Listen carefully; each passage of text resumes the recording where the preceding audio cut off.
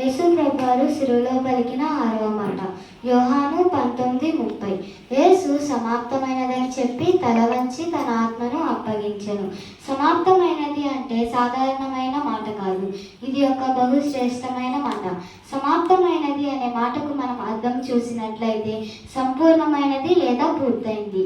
ఈ మాట ఒక విజయఘోష, రక్షణ ప్రకటన మరియు పరలోకపు ముద్రను గూర్చి సూచిస్తుంది. సమాప్తమైనది అంటే ఓటమి కాదు, ఇది ఒక విజయం. మన పాపానికి జీతం మరణం. కాబట్టి యేసు ప్రభువారు మన పాపముల నిమిత్తము తనను తాను సిలువలో అప్పగించుకొనుచున్నారు. మన పాపముల నిమిత్తమే ఆయన శిలువ మరణం పొందారు.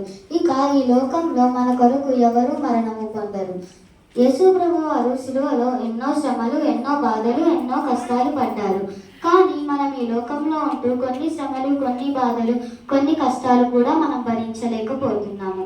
కేవలం యేసు ప్రభువారు మన కొరకు మరణించి మరణముపై విజయము పొందారు. ఈ మాటను విశ్వసించిన ప్రతి వారి పాపములు కడుగబడతాయి. అందుకే యేసు ప్రభువారు సిలువలో సమాప్తమైనదని పలికారు.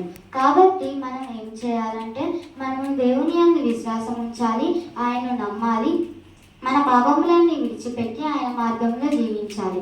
యేసు ప్రభువారు తన తండ్రి తనకు అప్పగించిన బాధ్యతను ఎలా అయితే నిర్వహించారో అలాగే ఈ లోకంలో మన ఆత్మీయ తండ్రి అయిన మన దేవుని సేవకుని మనకు అప్పగించిన బాధ్యతను కూడా మన దైవ సేవకులు చెప్తున్న మాటలకు కూడా మనము లోబడి జీవించాలి. యేసు ప్రభువారు తన తండ్రి తనకు అప్పగించిన బాధ్యతను ఎలా అయితే పూర్తి చేశారో అలాగే మన ఆత్మీయ తండ్రి ద్వారా దేవుడు మనతో మాట్లాడుతున్న ప్రతి మాటకు మనము లోబడి జీవించాలి.